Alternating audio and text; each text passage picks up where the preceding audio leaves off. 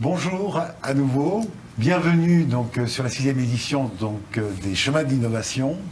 Je suis ravi d'ouvrir cette nouvelle table ronde avec successivement Anne qui se présentera, Jean-François qui se présentera, Arnaud qui se présentera, et nous devons avoir Thomas Mortier qui devrait être en Skype, qui devrait être en duplex avec nous. Je ne sais pas si... Bonjour mon Thomas. Bonjour Dominique, bonjour à tous. Bonjour. Bien, écoutez, d'abord, je vous rappelle que les chemins d'innovation, tout au long de la journée, donc nous avons trois temps forts, à la fois un temps d'inspiration, qui sont les tables rondes que nous essayons de conduire ensemble et de vous faire partager les plus belles valeurs. Nous avons également des workshops qui se tiennent, qui permettent de démontrer toute l'efficacité de la communication, toute son empreinte, toute sa transformation possible dans des duos, à la fois avec des acteurs de la filière et à la fois, bien sûr, des clients qui en témoignent. Et puis, bien entendu, des rendez-vous d'affaires. Et je vous invite à tous à partager avec notre communauté. Vous savez, en ces temps où il est très difficile d'être à distance, on a besoin d'échanger, on a besoin de partager. On a besoin de contribuer véritablement à la compréhension des sujets qui sont ceux de la communication. Le thème central qui est le nôtre aujourd'hui, tout au long de cette journée, c'est la communication, moteur de la relance économique. Nous en sommes convaincus, parce que nous sommes convaincus de la valeur de la communication, nous sommes convaincus de son efficacité, et plus que jamais, nous devons tous nous mettre dans une dynamique favorisant effectivement la communication. Les grandes marques, les ETI. Et la filière, elle est là vraiment pour y répondre, et y répondre d'une façon extrêmement efficiente. Cette table ronde est pour nous également extrêmement importante. Cette table ronde, on l'a pris sur le thème, donc coopération, collaboration. En fait, ça fait référence au décloisonnement de la filière de communication. Nous estimons que de plus en plus l'ensemble des acteurs, je rappelle que c'est 46 000 entreprises en France, sont composées donc d'un certain nombre d'axes qui sont les agences, les médias, les industries de la communication, l'événementiel, les acteurs du numérique et de très nombreuses start-up. On aura l'occasion d'y revenir. Et donc, l'ensemble de cette filière, elle est mobilisée aujourd'hui pour répondre à vos besoins, vous, grands donneurs, grandes marques. Et nous en parlions tout à l'heure avec Jean-Luc Chétric de l'Union des marques. Il est plus que jamais nécessaire parce que nous sommes convaincus que si nous ne reprenons pas langue avec notre client, notre consommateur, notre public, B2B, B2C, effectivement, l'histoire nous a montré que malheureusement, ces mêmes entreprises vivaient des moments difficiles lors des périodes de reprise économique. Pour animer cette table ronde, j'ai le plaisir d'accueillir Anne-Marie Couvreur, donc d'ailleurs que je laisserai se présenter, Jean-François Curtil, Arnaud Tomasi et Thomas Mortier. Je vais vous laisser, ma chère Anne-Marie, je te laisse te présenter, 2 minutes pour vous présenter, et qu'est-ce que ça vous évoque aujourd'hui, la communication, moteur de la relance économique. Alors, je suis Anne-Marie de Couvreur. J'ai fondé en 2004... 3 minutes, Anne-Marie. 3 minutes. J'ai fondé en 2004 une entreprise qui s'appelle Media Meeting, qui est un groupe de nouveaux médias audio. Et donc, chez nous, nous avons différents types d'activités. Nous avons d'abord une activité de radio et de podcast d'entreprise pour les besoins de communication interne et de communication managériale, qui sont des besoins importants en ce moment, puisque 59% des Français déclarent qu'ils écoutent du podcast. Et si ces gens sont managers, ils passent à 71%. Donc on est vraiment sur une activité en fort développement avec des demandes quasiment au quotidien d'entreprises qui ont besoin de podcasts pour leur com interne ou leur com managériale. On a aussi un groupe de radio FM qui nous permet d'observer le marché de la FM, qui est un groupe dans le sud-ouest et qui va être complété par la prochaine radio nationale en DAB+, RZN Radio, qui verra le jour au mois d'août 2021. Et on a aussi une agence de presse audio, puisqu'on a racheté à nos confrères de Lagardère l'AFP Audio il y a maintenant quelques années. Donc on a une espèce de visibilité assez globale, et sur la FM, et sur le secteur des entreprises, et sur les agences de presse, qui me permet de vous dire que les choses se passent de façon très différente en fait, entre un secteur et un autre. L'activité FM, eh bien, les annonceurs ont chuté en quelques jours au premier confinement. La baisse a été très rapide et la reprise a été tout aussi rapide, ce qui est vraiment porteur d'espoir et qui vient soutenir votre message que la filière peut redémarrer très vite si on investit. Donc à la fin du premier confinement, le chiffre d'affaires en FM a redémarré très très vite. L'agence de presse audio, elle, qui donc propose des flashs d'information à 180 radios FM en France, a baissé doucement et remonté doucement. Donc on a eu une courbe différente. On va y revenir sur tous ces éléments-là. Merci beaucoup. Jean-François, bonjour 2 minutes Dominique. pour convaincre. La communication, moteur de la relance économique. Oui, alors je suis moi le président directeur général d'une grosse régie d'affichage en France, un des leaders. Nous sommes 3 leaders nationaux à animer ce marché, je dirais, au-delà des entreprises régionales. Nous proposons tout un panel de solutions d'affichage, que ce soit de l'affichage en région, locale, ville à ville, ou des solutions nationales, avec donc 2 équipes de 2 business units, une qui travaille sur les marchés locaux. Nous couvrons l'ensemble des territoires avec environ une centaine de commerciaux et une présence dans toutes les villes de plus de 20 000 habitants en France, grosso modo. Et puis nous avons une business unit nationale qui, elle, travaille en relation avec principalement les grandes agences de publicité de la place et qui propose des solutions d'affichage qui couvrent l'ensemble du territoire national. Notre activité, elle a été très on-off. Eh bien, nous allons y revenir. Voilà. Donc, là, en ce moment, on est un peu sur off. On va essayer de la remettre Mais sur comme le disait Anne-Marie, il y a eu une période très très forte de reprise où on a bien senti que les médias sont en effet un moteur de la reprise parce que pour générer du trafic dans les points de vente, quoi de mieux que de communiquer. Thomas ? Oui, merci, vous m'entendez bien? Très bien. Parfait. Bonjour, donc moi je suis Thomas Mortier, je suis le président de Staci depuis une dizaine d'années. Staci, en 2 mots, c'est 53 entrepôts, 600 000 mètres carrés et 2000 salariés. Voilà. On est donc un industriel de la logistique, maintenant implanté dans 8 pays. Et nous, on a une lecture de cette reprise, on est assez en frontline par la diffusion qui est devenue multicanale, alors qu'on était beaucoup plus dans des canaux distincts de distribution. Et on voit arriver le B2B, le B2C, le B2B2C.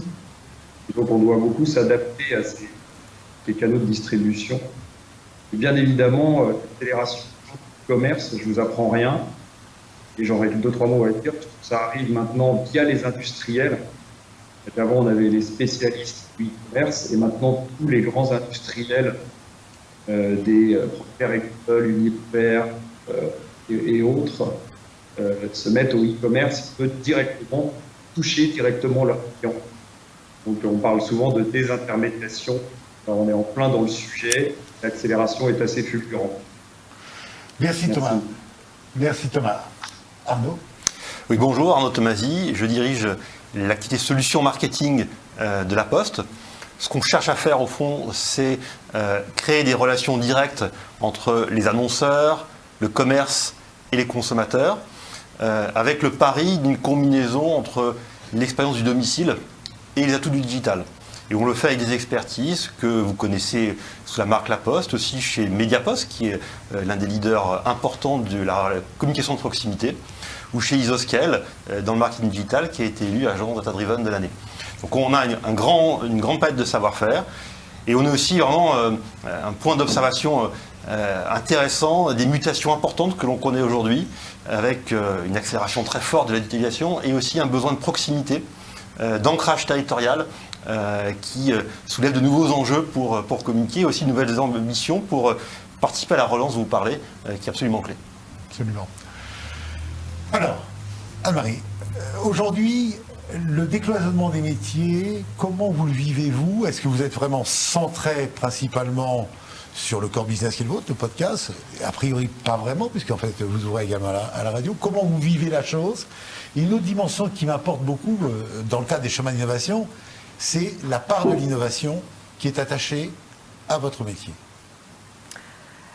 Alors, effectivement, on a une position qui nous permet d'observer l'ensemble du secteur de l'audio en France avec notre groupe de radio FM, notre agence de presse audio et notre activité de radio d'entreprise.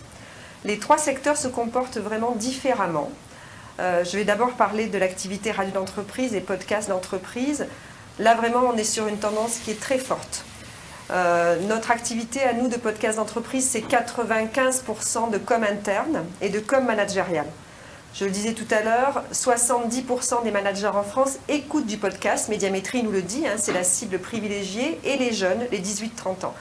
Et donc les entreprises qui ont des sujets de transformation à gérer, et il y en a beaucoup, des sujets de crise à gérer, il y en a beaucoup, passent à l'oral de façon très claire parce que c'est quelque chose qu'on sait depuis longtemps. Les généraux nous l'ont souvent dit, les guerres se gagnent à la voix. Et quand un dirigeant prend la parole pour informer des salariés, les mobiliser, etc., il y met son énergie, il y met ses tripes, et il y met aussi la puissance du média oral qui fait qu'on est à 200 mots minutes quand on est à 80 mots minutes à l'écrit, en saisissant sur un clavier.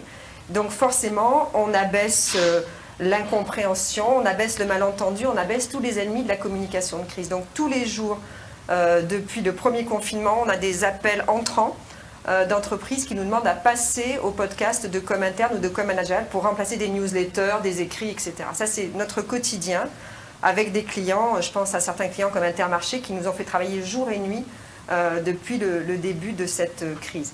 Et puis nous avons donc Médiameeting, le pôle business, fait vraiment le meilleur exercice depuis sa création en 2004, et en chiffre d'affaires et en EBITDA. Et puis de l'autre côté du groupe, nous avons notre activité de radio FM qui est financée par la publicité, comme tous nos confrères de la pub, qui est tombée d'un seul coup. Vraiment, ça a été une chute en V au premier confinement et une remontée en V à la fin du confinement dès l'été, et de nouveau une redescente. Donc on a là des cycles extrêmement brutaux sur l'activité radio FM. Et entre les deux, cette activité d'agence de presse qui fournit donc de l'information à des médias, qui elle est descendue doucement et remonte doucement. Donc on a affaire à des cycles qui sont des cycles très différents mais extrêmement brutaux pour le groupe, avec une hyper croissance d'un côté, une hyper chute, si je puis m'exprimer, de l'autre. Voilà, c'est complexe à gérer en ce moment, mais ce dont on se rend compte, c'est qu'il suffit quand même de très peu de choses pour que le système reparte très activement. Jean-François, l'innovation, je sais que c'est quelque chose qui te parle. Le décloisonnement, c'est quelque chose qui te parle. Je sais que les filières, tu y es très attaché. Et tu présides d'ailleurs un certain nombre de syndicats professionnels. Comment aujourd'hui, justement, ton métier traditionnel, si je ne m'en veux pas, traditionnel, se réinvente? Alors, comment tu remontes, tu redescends la chaîne de la valeur, sachant que je sais que pour toi, la dimension du ROI est un élément déterminant. Déterminant. Pour moi et pour mes clients. Oui, pour tes clients.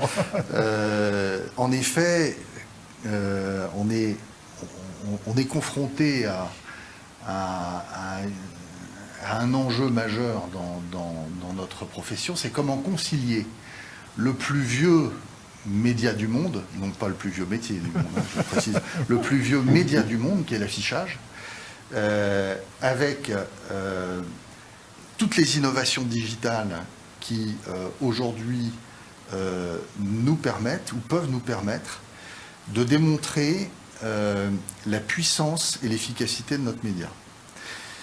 En gros, comment arriver à concilier Aristide Briand et ses affiches avec la digitalisation, le beacon, et comment devenir une entreprise data-driven, alors que le média en tant que tel, c'est toujours, en tout cas pour une très grosse partie de notre activité, une affiche sur un panneau.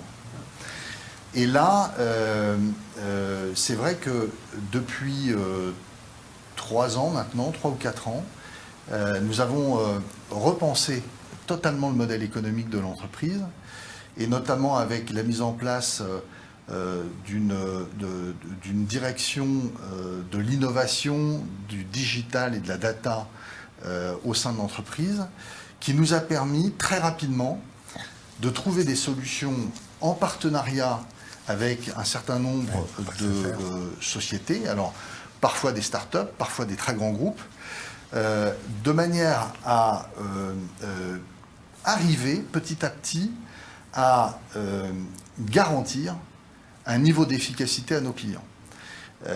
Par exemple, nos réseaux nationaux aujourd'hui sont équipés de beacons qui permettent d'établir une corrélation entre les passages en masse qui se font avec les mobiles devant nos panneaux. On établit un baromètre de corrélation naturelle, et au lancement d'une campagne d'affichage, par exemple, tu citais tout à l'heure Intermarché, c'est le cas avec Intermarché, lorsque la campagne Intermarché démarre sur nos dispositifs, les mêmes mobiles émettent ou reçoivent un signal entre le dispositif leur mobile, et lorsqu'ils rentrent dans le magasin Intermarché, le même signal s'opère. Ce qui fait qu'on est capable, de manière extrêmement fine, de démontrer que lorsque la campagne Intermarché démarre sur nos dispositifs, le trafic en magasin augmente de X%. Ça va même plus loin, c'est-à-dire qu'on est même capable, avec la même technologie, de comprendre quel est le panier moyen en caisse passé par le détenteur du mobile, et de démontrer que les personnes qui sont passées devant nos dispositifs avec la campagne affichée et qui vont au magasin génèrent en moyenne des paniers moyens plus élevés. C'est une des solutions, mais j'en ai d'autres. Par exemple, nous avons une web communauté qui nous permet aujourd'hui de 4000 membres représentatifs de la population, à qui l'on soumet les visuels post-campagne ou pré-campagne, avec une technologie qui est développée par une start-up formidable qui s'appelle Datacalab, et qui nous permet de comprendre quelles sont les émotions engagées grâce aux micro-expressions du visage, que vous soyez grand, petit, blanc, de quelque religion que ce soit. La manière dont on réagit par rapport à un stimuli reste toujours le même. Vous avez 7 expressions qui sont la joie, la peur, la colère, il y en a 7. Et on arrive de manière extrêmement fine à comprendre comment créer une affiche, comment créer un message qui va engager de l'émotion positive, et donc de conseiller soit en post-test la meilleure création à nos annonceurs, soit en pré-test la meilleure création, soit en post-test comment combiner petit à petit avec un data lake, comment comprendre quelles sont les créations qui fonctionnent le mieux. Et donc, au long de toute cette chaîne de valeur, on arrive à apporter de la garantie du service à nos annonceurs, qui se servent de nos solutions aussi, d'ailleurs, pourquoi pas, acheter d'autres produits ailleurs. Mais en tout cas, Exterion Média a développé depuis 4 ans un véritable savoir-faire sur ces sujets, ce qui a totalement décloisonné l'entreprise. Parce qu'on est passé d'un métier finalement où on assemblait des panneaux et où les problématiques étaient liées à la taille de l'écrou, au boulon de 12 et à la manière de coller une affiche sur un panneau. Cette partie-là, d'ailleurs, on l'a totalement externalisée. On s'est dit, c'est pas notre cœur de métier. Notre cœur de métier, c'est pas le boulon de 12, même si j'ai beaucoup de respect pour les fonctions d'opération d'exploitation. Mais notre problématique, c'est comment mettre l'efficacité de nos solutions au service de nos annonceurs. Et ça a totalement décloisonné l'entreprise. Merci Jean-François. Thomas, Je te revois pas. Tu es là, Thomas. Tu m'entends? Oui, oui, je t'entends bien. Parfait. Toi Thomas, moi je voulais insister, bon effectivement on connaît bien votre entreprise dans la filière de la communication puisque tu es à la fois à la croisée, tu m'arrêtes si je dis des bêtises, à la fois donc de la filière elle-même, puisque tu es un prestataire de la filière, et tu es à la fois bien sûr un prestataire des grandes marques. Donc ça c'est un élément donc, qui est important, donc tu es au cœur de cette filière, tu es dans le flux final du marketing qui est la logistique. Pour autant, tu as depuis maintenant quelques années, repenser un peu le modèle économique aussi par des solutions de financement. J'aimerais que tu nous en dises un mot. Et de surcroît, tu t'es engagé dans une démarche de faire de la croissance externe autour de l'innovation, en reprenant de très belles pépites qui font partie maintenant qui est sur ton payroll économique et qui se développent d'ailleurs en France d'une façon assez remarquable. Peux-tu nous dire un peu comment tu vois ce décloisonnement, cette co-construction, cette collaboration, et comment tu la mets en œuvre? Et merci Dominique de ton invitation. Nous, on est effectivement un industriel, donc on a des entrepôts, des mètres carrés, comme je vous le disais tout à l'heure. Et il y a une dizaine d'années, on s'est dit il faut cliquer le modèle. Voilà, c'est un petit peu la démarche qu'on a entamée. Remonter dans la chaîne de valeur. Et effectivement, on était il y a 10 ans 100% français. Et on s'est dit, une société française avec un vrai savoir-faire dans le service doit pouvoir s'étendre à l'international, tout en sachant que c'est la poule et l'œuf. Il faut des entrepôts pour avoir des clients et il faut des clients pour avoir des entrepôts. Donc on avait quand même un modèle compliqué, consommateur de cash pour ouvrir des filiales. Alors on a démarré cette stratégie selon 2 axes. Remonter dans la chaîne de valeur, c'est effectivement chercher des services à valeur ajoutée qui permettaient d'étendre la dimension client et les services rendus aux clients. Donc on a effectivement lancé des solutions de financement de stock, de l'externalisation, comme disait Jean-François, de la façon on a externalisé et les clients ont externalisé le financement des stocks. Donc c'est devenu un modèle de logistique assez basique au départ de picking, packing et distribution sur un modèle de order cash. Et on prend la commande et on va jusqu'à la facturation du client final. Tout ça en faisant très attention à ne pas concurrencer les fabricants. C'est-à-dire que nous, on intervient après les fabricants et notre stratégie n'a pas été de remonter sur la fabrication, donc de trop se diversifier. De rester dans un savoir-faire de service. Voilà, donc c'est ce modèle-là. Ensuite, on a déployé des solutions bien évidemment de e-commerce.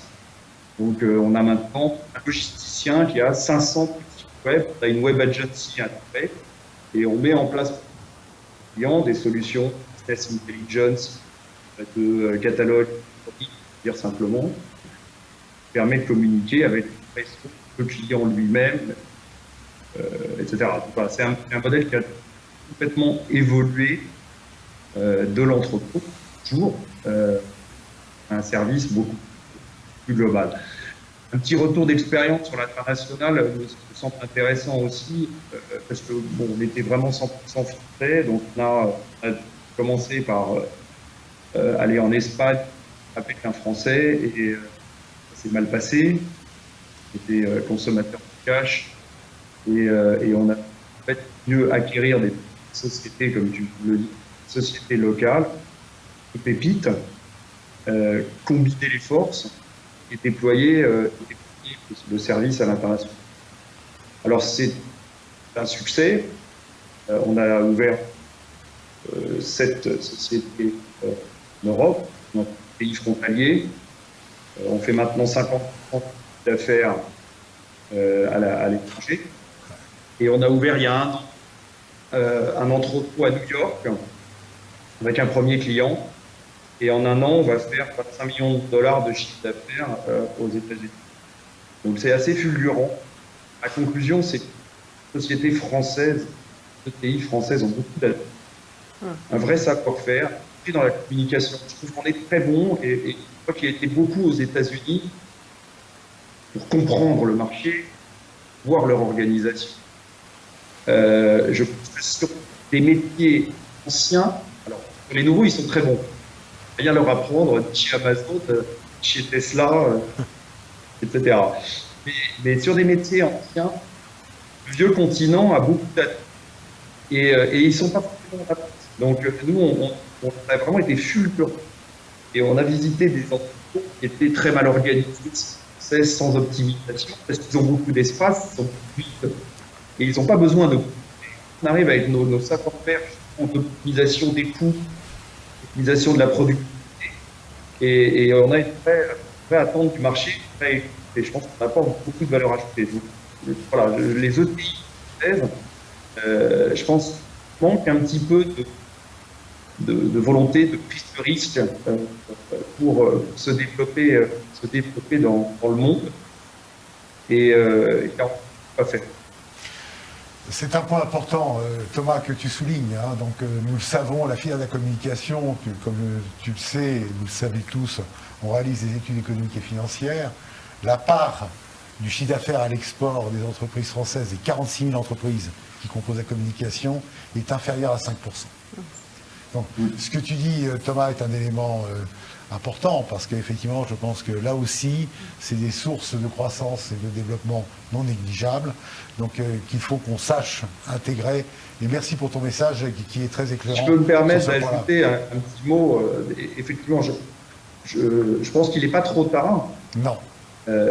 Nous, on avait pris le virage il y a 10 ans, c'était un gros risque. Hein. Franchement, ça a été, heureusement qu'on avait des actionnaires solides, des actionnaires financiers, des fonds, comme tu le sais, solides qui nous ont soutenus.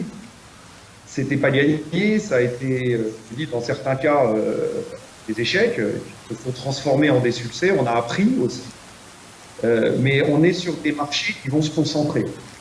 C'est inévitable. Ils vont se concentrer, ils se sont concentrés à l'échelle nationale et ils vont se concentrer à l'échelle mondiale. C'est évident.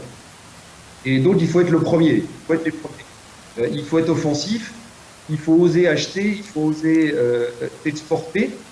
Et on voit d'ailleurs dans ces métiers de la communication que ceux qui se sont exportés, comme certaines grandes plateformes, eh bien, sont moins dépendants d'un pays. Et nous, je finis, mais quand on est confiné, quand le nord de l'Europe est confiné, le sud fonctionne bien. Maintenant, c'est ça, et avant c'était l'inverse. C'était le nord qui fonctionnait bien et le sud qui était ultra confiné. Et donc, si on n'avait pas eu cette multi-empreinte, enfin, je vais dire mondiale, mais en tout cas régionale, on aurait eu beaucoup plus de mal à passer la crise. Merci Thomas. Effectivement, on a vu depuis, c'était un de nos premiers adhérents à l'Observatoire Comédia et je suis ravi de voir et de suivre ton évolution qui est en tout point remarquable.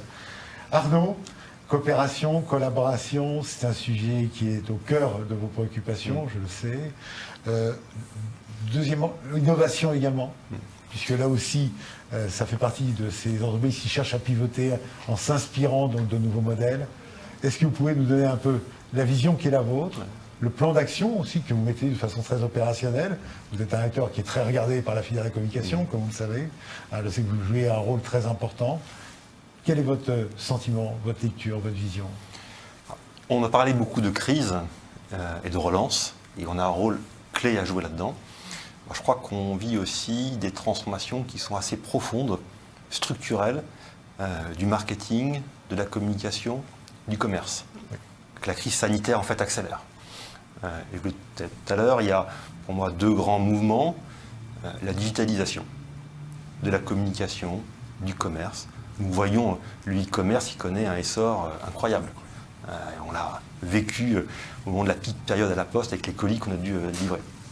Le deuxième mouvement, c'est la proximité.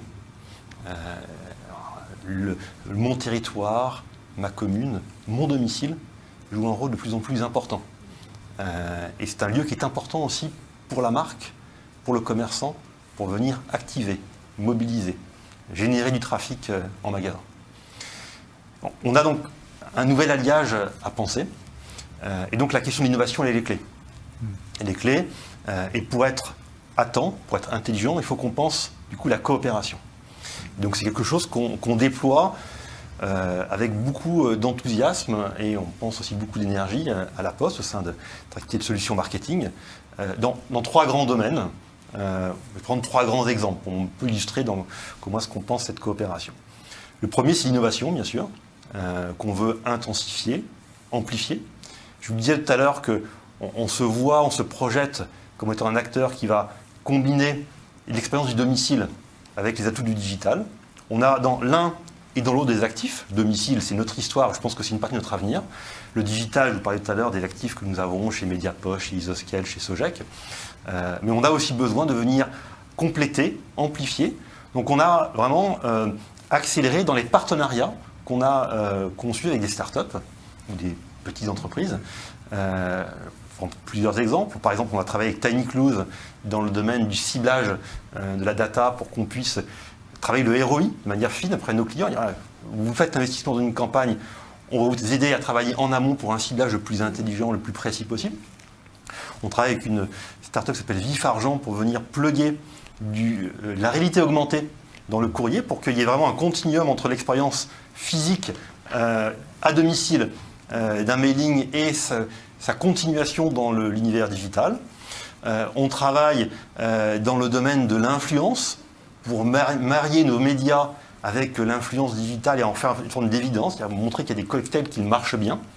Mediapost, dont je parlais tout à l'heure, a aussi un très grand nombre de partenariats pour venir gérer l'activation digitale locale avec du SEO, du SI adapté aux besoins du point de vente local ou en réseau.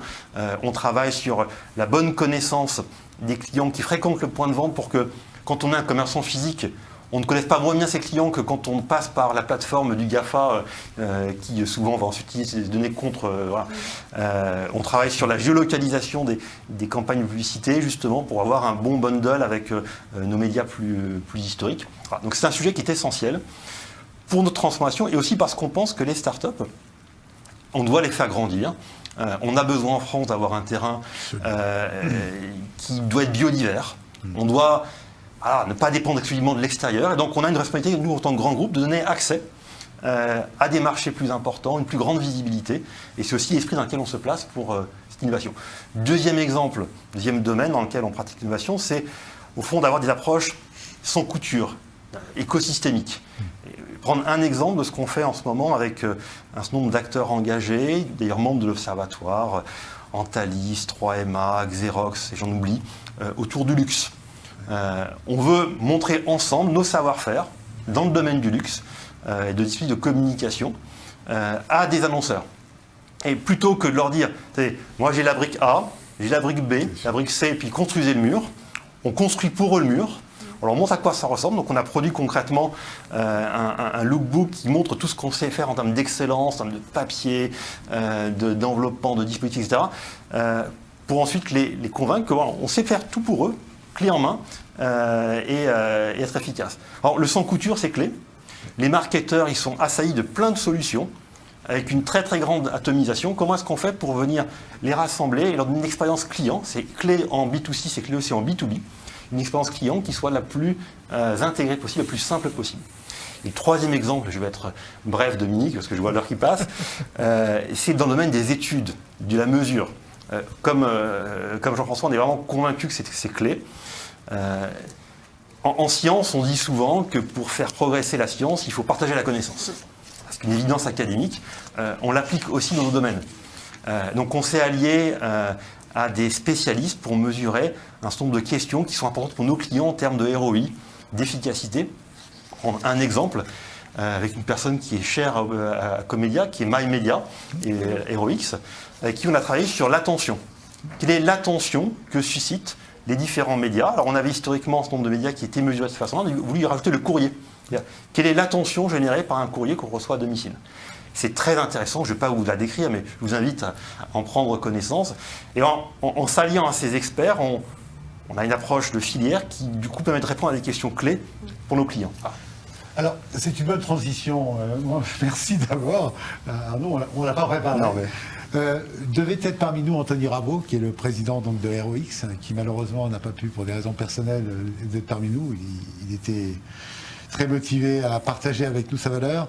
J'ai, au-delà effectivement des compétences de l'agence que lui-même porte et qui a beaucoup intégré le décloisonnement des métiers, d'ailleurs au sein de son agence, je ne parle pas en son nom bien entendu, mais pour autant, il a également mené une opération tout à fait remarquable qui est Crédit Pub, qui n'est pas assez connue. Alors, j'avais souhaité effectivement qu'il soit là ce matin. Alors, je vais vous lire, parce que pour que chacun du public ici présent comprenne bien ce qu'est cette initiative. D'abord, c'est magnifique de porter une initiative. On sait combien c'est difficile quand on porte d'initiative et on part de rien, il faut tout réinventer. Il a porté un dispositif qui a été connu, reconnu, soutenu par Bercy, et qui est le suivant. Le Crédit Pub est une initiative citoyenne. Je reprends ses propos, je ne voudrais pas les traiter. Destinée aux PME ETI pour financer leurs besoins de communication, pour relancer dès aujourd'hui des offres sans gréver leur trésorerie et stimuler la demande des consommateurs. Les entreprises qui en bénéficient peuvent bien naturellement choisir le partenaire de leur choix, selon leurs besoins, parmi l'ensemble des entreprises qui composent la filière de la communication française. Je répète, quand on raisonne filière de communication pour nous, agences, médias, événementiels, industrie de la communication, acteurs du numérique et start-up. Contribuer à la relance économique du post-Covid en favorisant un rebond de la consommation via les investissements publicitaires s'impose, car il n'y a pas de relance économique sans rebond de la consommation. Pour mémoire, 1 euro investi, nous l'avons déjà dit ce matin avec notre ami Jean-Luc Chétrit, 1 euro investi en publicité produit 7,85 euros de PIB. Ce sujet donc concerne l'ensemble des Français. C'est une très jolie initiative. Alors aujourd'hui, c'est porté avec Arkea, qui est le partenaire financier, si je l'ai bien compris. Les indicateurs qui m'ont été communiqués, qui s'adressent à des ETI, donc qui ont besoin de communiquer, qui aujourd'hui parfois peuvent être un peu, je dirais, embarrassés par des moyens financiers dégradés à cause de la crise sanitaire, et qui aujourd'hui s'adressent à eux, aux PME, aux ETI. Et aujourd'hui, c'est 100 dossiers qui ont été effectivement enclenchés.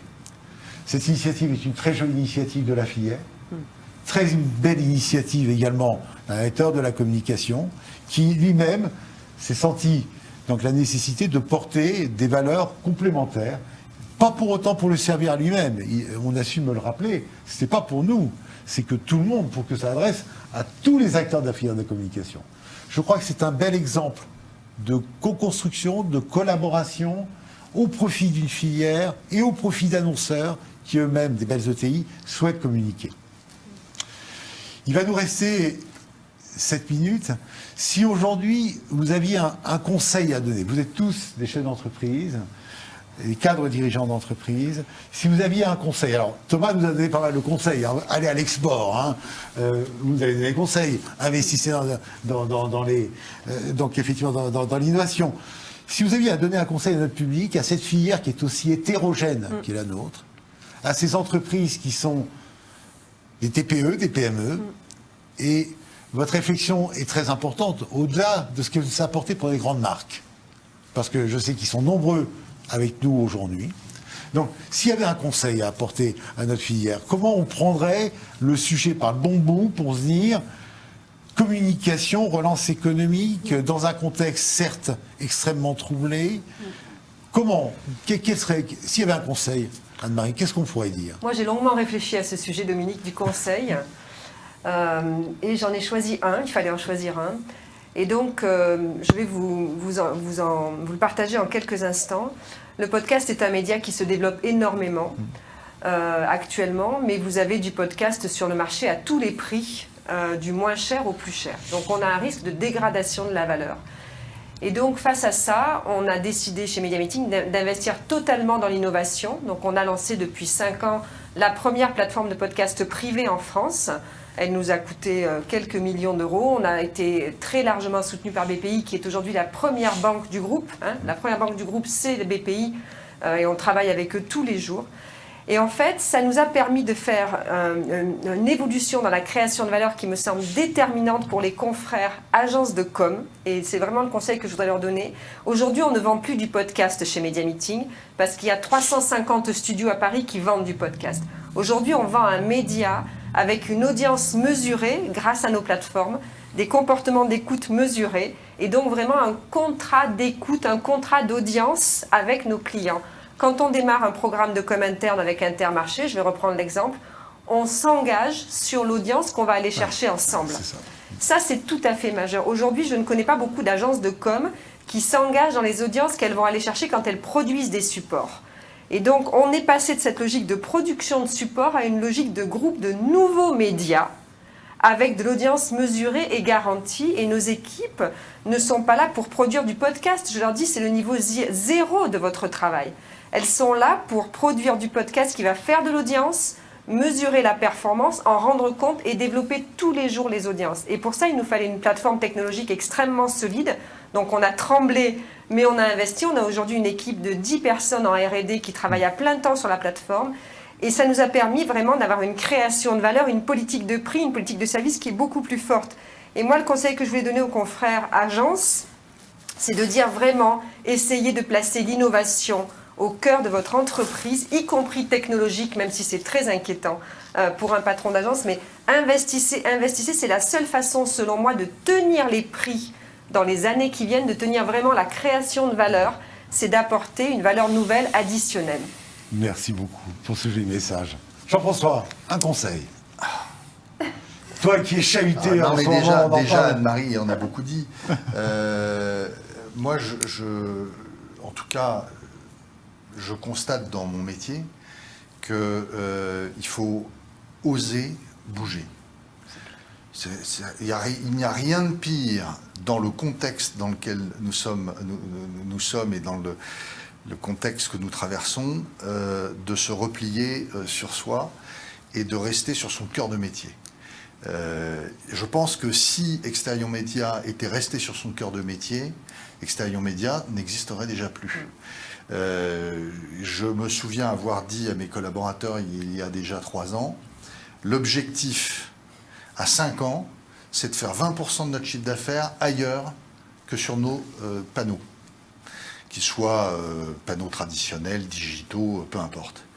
Et donc, comment repenser notre métier pour y ajouter de l'innovation, du service, pour augmenter sa valeur, pour le rendre plus efficace en direction de nos clients.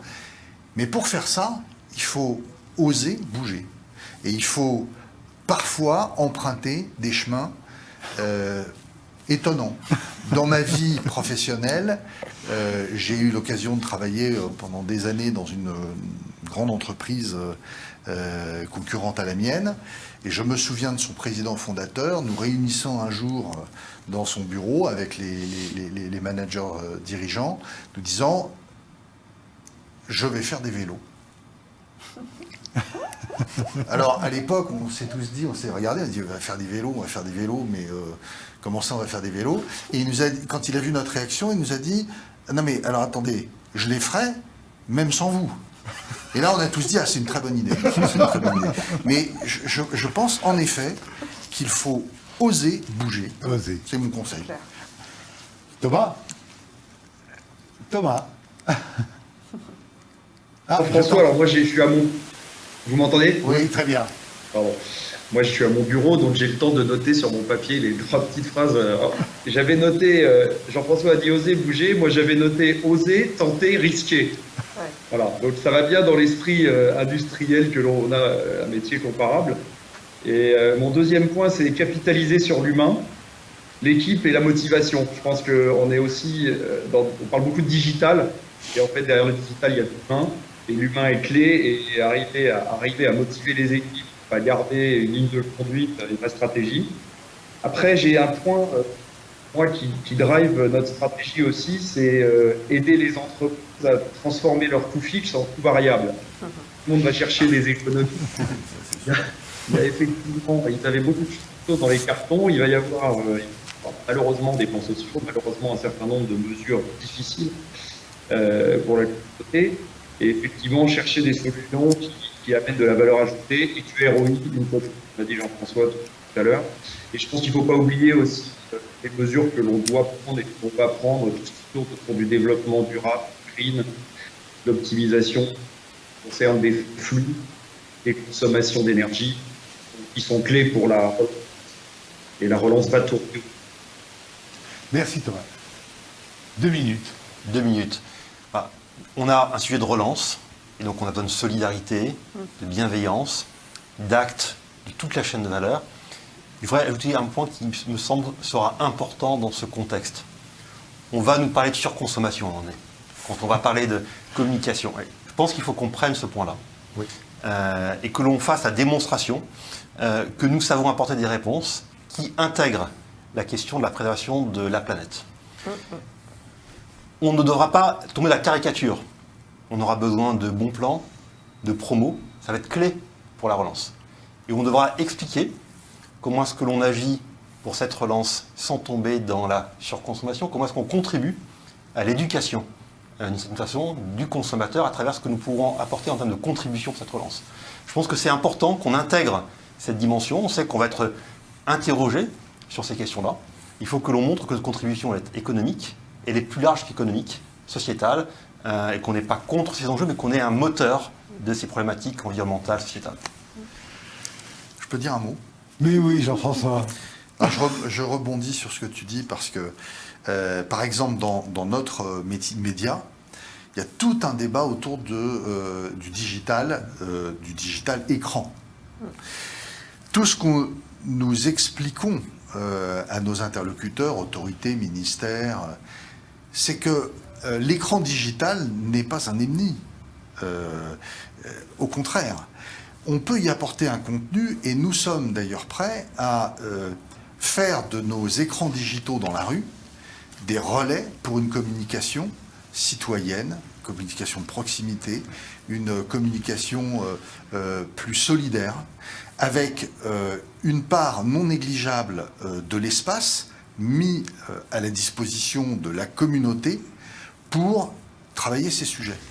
Et en effet, là aussi, et je te rejoins complètement, la communication ne doit pas être perçue comme un outil de surconsommation, mais un outil d'éducation à une consommation plus responsable. Merci, je crois que c'est un beau mot de la fin.